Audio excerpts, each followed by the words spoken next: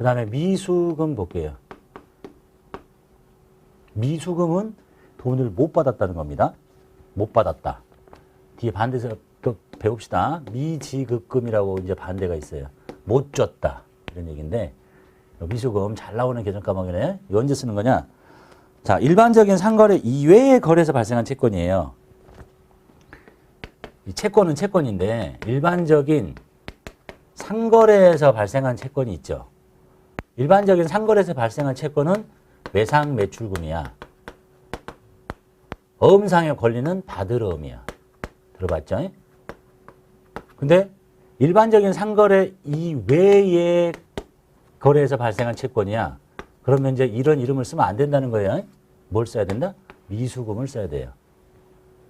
어음을 받았다 하더라도 받을 어음이 아니에요. 실수 많이 하시는데. 이 받을 어음은 어음을 받았다고 쓴다고 얘기하지 않았잖아요. 일반적인 상거래와 관련돼 가지고 뭘 팔고 어음을 받았을 때가 받을 어음이야. 그런데 일반적인 상거래가 아닌 것에 대해서 어음을 받으면 받을 어음이 아닌 거예요. 미수금인 거야. 이렇게. 미수금은 길 가다가도 많이 보죠. 어디서 많이 봤어요? 우리 동네에 이렇게 전봇대가 있는데 전봇대 요렇게 달려가지고 미수금 받아들임 뭐 이런 거 봤죠. 뭐 하는 애들인지 모르겠지만 나도 못 받는 돈을 지들이 어떻게 받아주는지 하여간 그때 쓰는 미수금은 외상매출금 받아들임 이런 사람은 없잖아요. 이 깍두기들이. 그러니까 여기서 말하는 거는 상거래 이외의 채권을 말하는 게 아니라 걔들은 그냥 이걸 다 묶어서 얘기할 거예요. 근데 정확한 표현은 상거래가 아닌 데서 발생한 채권을 미수금이라고 불러요. 자, 즉 상품이나 제품이 아닌 상품이나 제품을 팔고 생긴 거면 이런 걸 거야.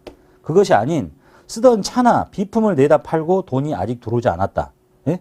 상거래가 아니니까. 그리고 미수금이 지금 당좌 자산을 배우고 있으니까 그래도 돈은 언제까지 받아내야 돼요? 보고기간 종료로부터 1년 이내에 받을 수 있는 것이 미수금이다라는 얘기입니다.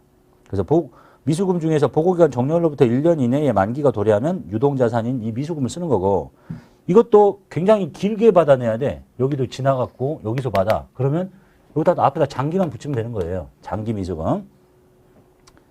유동성이 떨어지니까 이제 조금 기타 비유동자산으로 가네요. 이게 미수금의 내용 답니다. 상거래 이외에서 발생한 채권 사례 봅시다. 자, 업무용 컴퓨터를 내다 팔아요. 자, 우리가 유형자산편을 안 배웠으니까 일단 뭐부터 알아야 되냐면 업무용 컴퓨터를 샀으니까 뭘 갖고 있으니까 내다 팔 거 아니에요? 샀을 때 이렇게 합니다. 비품이라고 이렇게 취득원가가 50만 원이니까 이렇게 잡혀 있어요. 뭐 주고 샀는지 모르겠지만 하여간 일단 유형자산이라는 비품이 이렇게 있어야 내다 팔 거 아니겠어요? 이거 이제 유형자산 편을 배울 거고. 자, 이 컴퓨터가 지금 50만 원짜리 갖고 있는데 이걸 40만 원에 내다 팝니다. 컴퓨터를 파는 사람이 컴퓨터를 파는 건 상거래지만 이 사람은 지금 업무용 컴퓨터니까 쓰던 컴퓨터를 그냥 내다 파는 거야. 상거래가 아니죠. 비품 뺄게요. 비품이라는 자산을 감소시킵니다. 이렇게 있어야 뺄 거니까. 뺐죠? 자, 또 돈 받아. 40만 원을 받기로 했는데 10일 후에 받아요. 외상은 외상이죠. 근데 이게 상거래가 아니잖아. 그러니까 외상 매출금을 쓰면 안 되죠. 뭐라고 해야 돼? 미수금. 미수금 40만 원. 이 비품을 파는 거래가 상거래가 아니기 때문에 미수금이라고 하고. 자, 그리고 날아가는 건 50인데 돈을 40 받아요. 부족하죠. 이 부족한 10만 원을 뭐라고 하느냐? 이 자산이 유형자산이거든요.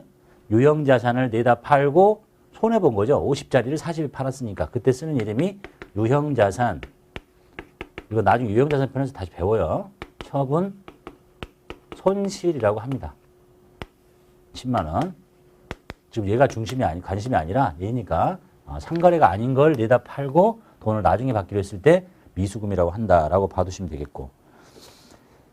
그 다음에 미수금 이렇게 생겼다가 이제 10일 후에 돈 받겠죠. 40만 원이 통장에 들어와요. 보통 예금에다가 돈을 40 넣고 미수금이라는 채권이에요. 권리 없앱니다. 돈 받았으니까. 이렇게 종료가 되게 됩니다. 되셨죠? 그 다음에 3번. 비품인데 70만 원짜리예요. 취득원가가. 그럼 얘처럼 이미 비품을 사왔을 때 왼쪽에 70만 원 이렇게 지금 잡혀 있다는 걸 알고 있어야 되는 겁니다. 자, 요거를 90에 내다 팔아요. 요거 이제 빼면 되겠죠? 비품 뺄게요. 비품 70만 원짜리 장부에 있는 걸 제거시키고 얼마에 파냐면 이번 비싸게 파네요. 90에 파는데 뭐 받았다고요? 약소금. 뭐라고 해야 돼요? 바드럼. 큰일 나요. 이 바드럼은 언제 쓴다고요? 상거래일 때 쓰는 거예요. 상거래 아니잖아. 그러니까 미수금이라고 해야 돼요. 얼마에? 90만 원에. 약소금이라고 무조건 바드럼이 아니에요. 상거래일 때 바드럼인 거야. 나가는 건 70, 들어오는 건 90, 돈을 비싸게 팔았죠. 이때 쓰는 이름이 이제 유형자산 처분 이익이라고 합니다. 이익 났잖아. 나중에 배우실 거고. 그래서 요거에 약소금이라고 해서 바드럼을 쓰면 안 된다. 왜냐하면 이 거래가 상거래가 아니니까. 우리가 뭐라고 배웠어요? 이 바드럼은 약소금 받았다고 쓰는 이름이 아니잖아요. 일반적인 상거래와 관련돼서 약소금을 받았을 때 바드럼인 거야. 그렇지 않은 경우는 다 미수금이에요. 이렇게 말씀 많이 드렸는데 꼭 시험 보다가 어음만 나오면 그냥 미친 듯이 바드럼 이렇게 하시던데 그러면 안 되죠. 7일자 사용하던 차량을 처칠 상사에 400만 원에 매각합니다. 대금은 한 달 후에 받기로 했습니다. 단 취득 원가는 500만 원이며 즉 차량의 취득 원가는 500짜리고 감가상각 누계액은 없다. 지금 우리가 유형자산편을 배우지 않았으니까 감가상각 누계액이 문제는 아직 모르셔도 돼요. 지금 여기다 이거 감가상각 붙이면 어려워지니까 나중에 이제 유형자산편에 가보면 얘가 붙어있는 문제를 풀게 될 거예요. 일단은 이 차가 500만 원짜리고 감가상각 누계액은 이 유형자산의 평가 계정인데 지금은 몰라도 되니까 그냥 없다라고 표현하고 있는 겁니다. 자, 차량 운반구를 내다 팔기 때문에 차량 운반구를 오른쪽으로 이제 빼버려요.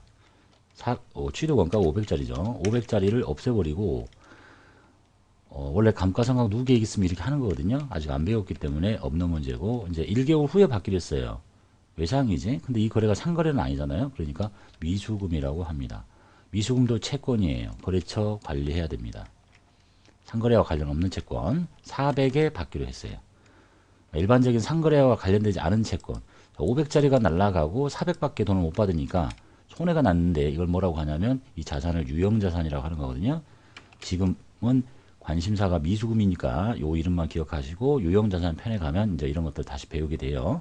유형자산을 내다 팔고 손해봤다. 유형자산 처분 손실이라고 합니다. 유형자산 편에서 마주하게 될 겁니다. 그때 이 거래가 외상인데 상거래가 아니기 때문에 미수금이라고 해야 된다는 것만 기억하시면 돼요. 18일자 사용하던 복사기 취득 원가 180만 원짜리를 200만 원에 거래처인 용팔 상사에게 처분하고 약소금을 받습니다. 자, 복사기를 내다 판대요. 복사기는 비품이라고 합니다. 비품이 있는 것을 없앱니다. 취득 원가 180만 원짜리 차변에 돈 받는데 200에 받죠. 약소금 받았어요. 이 거래가 상거래였으면 바드럼일 텐데 이 약소금을 받았다고 바드럼 쓰는 거 아니죠? 상거래일 때 쓰는 거니까 이건 바드럼은 상거래가 아닐 때는 미수금이라고 해야 됩니다. 200만 원짜리. 자, 180짜리가 나가고 돈을 200을 받기 때문에 이익 본 거예요. 유형자산 처분 이익이라고 하십니다. 요것들의 이름은 유형자산편에서 배울 거예요. 그리고 조심할 것은 상거래가 아닌데 어음받았다고 바드럼이 아니란 얘기예요. 상거래일 때 약소금을 받아야 바드럼이라고 하기로 했습니다. 그렇지 않은 거래이면 모두 다 미수금이라고 해야 됩니다.